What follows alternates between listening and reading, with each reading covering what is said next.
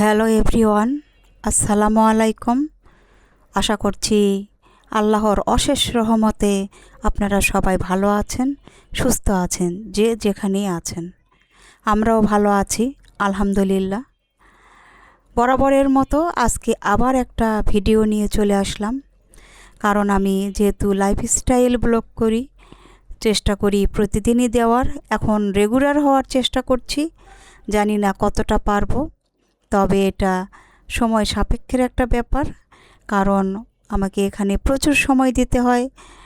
আর যেহেতু এখন রমজান মাস, হাতে একটু সময় পাচ্ছি, আবার পাচ্ছি না বললেও চলে, কারণ রমজান মাসে তো অনেক ইবাদত বন্দেগী করি বরাবরের মতো। অন্য সময়ে তো করি, রমজান মাসে একটু বেশি করা হয়। তারপরেও এই ফাঁকে একটু সময় বের করে নিচ্ছি আপনাদের মাঝে প্রতিদিনের যে ভিডিও সেটা শেয়ার করার। তো কতটুকু পারছি, কতটুকু আপু ভাইয়াদের, ছোটো সোনামণিদের, আন্টিদের কাছে ভালো লাগছে আমি জানি না। তারপরও আমি যেগুলো জানি সেগুলো আপনাদের সাথে শেয়ার করার চেষ্টা করি। যদি ভালো লাগে প্লিজ একটা লাইক দিয়ে দিবেন। আর যারা সাবস্ক্রাইব করেননি আমার চ্যানেলটি, যদি ভালো লাগে তাহলে আমার চ্যানেলটি সাবস্ক্রাইব করে দিবেন। তো আজকে একটা মিষ্টি আইটেম নিয়ে এসেছি। আমরা ইফতারে কিন্তু যতই ভাজাভুজি খাই না কেন, মিষ্টি একটা আইটেম কিন্তু আমাদের থাকতেই হয়, যেহেতু আমরা বাঙালি। আমরা কিন্তু খুবই ভোজন রসিক, তাই না? খাবার টেবিলে অনেক রকমের খাবার থাকলে মনটা আসলে খুশিতে নাচানাচি করে। কার কি করে আমি জানি না, কিন্তু আমার কিন্তু খুবই নাচানাচি করে। আমি খেতেও পারি বেশ ভালোই, এই জন্যে সুগার প্রবলেম, কিন্তু তারপরেও একটু লিমিট করেই খাওয়ার চেষ্টা করি, সুস্থ থাকার চেষ্টা করছি। জানি না আল্লাহ আমার ভাগ্যে কী রেখেছেন। তবে যাই হোক, নিজের কথা না বলি, কাজের কথায় আসি। তো ভিডিও রিলেটেড কথা তো বলতেই হবে, তাই না? তো এখানে আমি মিষ্টি একটা আইটেম বানিয়ে নিচ্ছি। তো 4টা বানিয়ে নিয়েছি অলরেডি, তো ভাবলাম আপনাদের সাথে একটু শেয়ার করি। যদিও আপনারা জানেন, তো আমি ছোটো ছোটো রুটি বেলেছি, তারপরে যে ঘি, তেল আর আটা একটু মিশ্রণ ছিল, সেটা ব্রাশ করে নিয়েছি, চামচ দিয়ে আর কি করে নিয়েছি। নেওয়ার পরে একটা রুটির উপর আর একটা রুটি দিয়েছি, যতটুকু লেয়ার করবেন আর কি, যতগুলো লেয়ার করবেন ঠিক ততগুলি রুটি এভাবে ছোট ছোট করে বেলে দিলেও চলে। আবার যদি মনে করেন যে এই যে ফিরি বেলুনের ফিরির সময়, যত বড় একটা এখানে আমি ফিরি নিয়েছি, ঠিক তত বড় যদি রুটি বানান সেটাও কিন্তু করা যাবে, বড় রুটিও করা যাবে, ছোট রুটিও করা যাবে। তো আমি ছোট ছোট করেই বানিয়ে নিয়েছি আমার কাজের সুবিধার জন্য। তো ছোট ছোট করে আবার একটু বেলে নিচ্ছি হাত দিয়ে চ্যাপটা করার পরে। আর ভিতরে যে লেয়ার সেটা তো থাকবেই। আর আটার যে অবস্থা, এখন যেহেতু রমজান মাস, রুটি পরোটা কিছুই খাওয়া হচ্ছে না, আটা একদম তলানিতে চলে এসেছে। তো যাই হোক, যেটুকু আটা ছিল সেটা দিয়ে বানিয়ে নিচ্ছি, তারপরেও কিন্তু রয়ে গেছে অনেকটা আটা নিচে। তো এই যে মিষ্টি খাবারটা বানিয়ে নিলাম, এটা কিভাবে কি প্রসেস করব সেটা পরে দেখাচ্ছি। যেহেতু আরেকটা আইটেম বানাবো, সেটাতে আবার চলে যাই। তো এই তো আমি অর্ধেক অর্ধেক করে আটা রেখেছিলাম, যেহেতু আমি 2 রকম জিনিস বানাবো। তো বাকি আটাটা দিয়ে আমি বড় একটা রুটি বানিয়ে নিয়েছি। আর চিকেনের একটু পুর ছিল, ভাবছি সেটা দিয়েই কিছুটা কিছু একটা বানিয়ে নিই আর কি। আর রমজান মাসে তো আসলে বাইরে থেকে আমরা যতই কিছুই কিনে খাই না কেন, আমরা যদি নিজে হাতে বাসায় কিছু জিনিস বানাই, সেটা কিন্তু মন্দ হয় না। আমার কাছে তো খুবই ভালো লাগে, খেতেও ভালো লাগে, দেখতেও ভালো লাগে। আর নিজের হাতে তৈরি করা জিনিস সবসময়ই ভালো। অলওয়েজ আমি হ্যাপি থাকি, আমার বাচ্চাও হ্যাপি থাকে। তো এই যে এখানে সুন্দর করে কেটে নিলাম, নেওয়ার পরে একটু চিকেনের পুরটা দিয়ে নিচ্ছি। চিকেনের পুরটা দেওয়ার পরে এখন আমি এই যে বাকি যে ওই যে তেল, ঘি আর আটার যে মিশ্রণটা ছিল সেটাও দিয়ে দিলাম। এটা দিলে হবে কি, ভাঁজটা থেকে যাবে আর খেতেও কিন্তু অনেক মুচমুচে হবে, এই জন্য দিয়েছি। তো এভাবে আমি বানিয়ে নেব সবগুলোই। তো দেখতে থাকেন ভিডিওটা, আশা করছি ভালো লাগবে। আর এখনও কেন জানি আমার কাশিটা একদমই ভালো হচ্ছে না। অসুস্থতা মনে হয় পিছন ছাড়ছেই না, মানে এত বেশি পরিমাণে অসুস্থ। ভিডিওতে যে কথা দিচ্ছি বারবার করে আমি মানে ভয়েসটা অফ করছি, তারপরে আবার গলাটা পরিষ্কার করে আবার কথা দিচ্ছি। তাহলে বুঝতেই পারছেন আমার অবস্থাটা আসলে কি, মানে কোথা থেকে যে এত ঠান্ডা লেগেছে আর কেন যে এমন হচ্ছে আমি আসলে বুঝতেই পারছি না। মনে হয় একদম আঠার মতো লেগে আছে আমার অসুখ, ভালোই হচ্ছে না, এরকম একটা অবস্থা।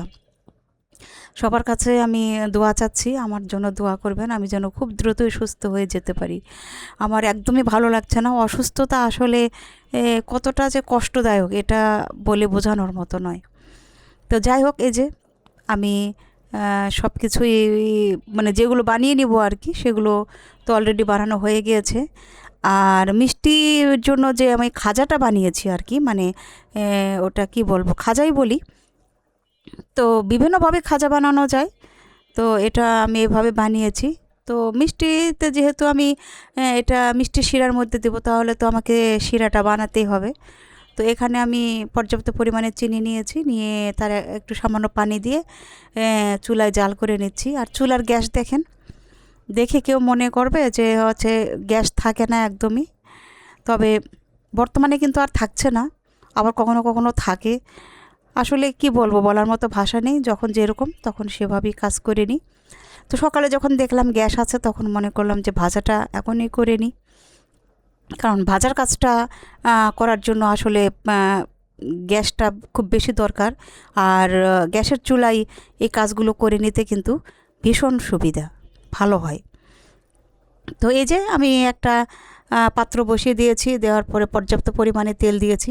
তেলটা একটু বেশি পরিমাণেই দিতে হবে, কারণ ডুবো তেলে এটাকে ভাজতে হবে। আর এখন আমি আস্তে আস্তে একটা করে ছাড়বো, তবে এই তেল কিন্তু খুব বেশি পরিমাণে গরম করা যাবে না। জাস্ট দেওয়ার পরে দেখেন একটু একটু বুদবুদ উঠছে, ঠিক এই পরিমাণ গরম হতে হবে। কারণ অতিরিক্ত যদি গরম হয় তাহলে কিন্তু খুব দ্রুতই কালার চলে আসবে, আর ভিতরটা কিন্তু একদমই হবে না, যেহেতু এটা লেয়ার করা, বেশ কয়েকটা লেয়ার আছে যেহেতু, সেজন্য এটা খুবই অল্প আঁচে ভাজতে হবে। আমি কিন্তু চুলার জালটা একদমই এখন কমিয়ে দিয়েছি, কারণ হিট হয়ে গিয়েছে প্রচুর। তো যদি ভিতরে না হয়, মুচমুচে ভাবটা যদি না আসে, সিদ্ধ যদি ঠিকমতো না হয়, ভিতর পর্যন্ত যদি না হয়, সোজা কথা, তাহলে তো আমার খেতে ভালো লাগবে না। একদম ভিতর পর্যন্ত যাতে মুচমুচে হয়, এজন্য এটা সময় নিয়ে ভাজতে হবে।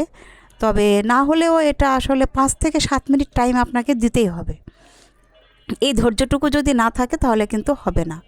5 থেকে 7 মিনিট এটা ভাজার জন্য টাইম লাগবে। আর এদিকে আমি যে শিরাটা বানিয়ে রেখেছিলাম, সেটা অল্প জালে আমি বসিয়ে রেখেছি, কারণ এটা আমি মানে পাতলা একটা শিরার মধ্যে চুবাবো, এই কারণে। তো এটা গরম হয়ে গিয়েছে, আর আমি সুন্দর মতো তেল ঝরিয়ে নিলাম, নেওয়ার পরে এই শিরার মধ্যে দিয়ে দিয়েছি। আর বাকিগুলো কিন্তু আমি এই ডুবো তেলের মধ্যে ছেড়ে দিয়েছি, একবারে না দেওয়াই ভালো। আমি কিছুটা ছোট বানিয়েছি, কিছুটা বড় বানিয়েছি। তো দেখলাম যে এখন দেয়া যায়, তো সবগুলি বাকি যে কটা ছিল আর কি সবগুলি দিয়েছি। আর এখানে এই যে হালকা যে শিরাটা খুব পাতলা, এই পাতলা শিরার মধ্যে আমি এটা চুবিয়ে নিয়েছি। আর খুব বেশিক্ষণ কিন্তু রাখা যাবে না, জাস্ট 20 থেকে 30 সেকেন্ড, এর বেশি কিন্তু রাখা যাবে না। তো ওভাবে রেখে আমি এই যে উঠিয়ে নিয়েছি একটা প্লেটের মধ্যে, দেখেন কতটা সুন্দর হয়েছে। তো বাকিগুলো ঠিক একইভাবে আমি করে নিব, তবে দুইভাবে আমি দেখাচ্ছি। এখন কিন্তু আমার চিনির শিরাটা খুব ঘন হয়ে গিয়েছে। এখন আমি এটাকে শিরার মধ্যে ডুবাবো, দেখেন কেমন হয়, দেখলেই বুঝতে পারবেন। তো এই যে তৈরি হয়ে গেল আমার মজাদার খাজা। এটা রোজার সময় তো খেতে পারবেনই, আমরা তো জিলাপি খেয়ে থাকি, এটাও কিন্তু খুব সহজেই বানিয়ে নেওয়া যায় এবং টেবিলে সার্ভ করা যায়। ঈদের সময় আপনারা বানাতে পারবেন, তবে গরম অবস্থাতে যদি এর উপরে বাদাম কুচি দেওয়া যায় বা তিল দেওয়া যায়, তাহলে কিন্তু খুবই সুন্দর হয়, দেখতেও ভালো লাগে, আর টেবিলটা অনেক সুন্দর দেখা যায়। আর যেগুলো হচ্ছে চিনির শিরায়, ঘন চিনির শিরায় ডুবিয়েছি, সেগুলো দেখতে পাচ্ছেন কীরকম হয়েছে। তো দেখতে থাকেন আর ভালো থাকেন সবাই, আমাদের জন্য দোয়া করবেন। আল্লাহ হাফেজ।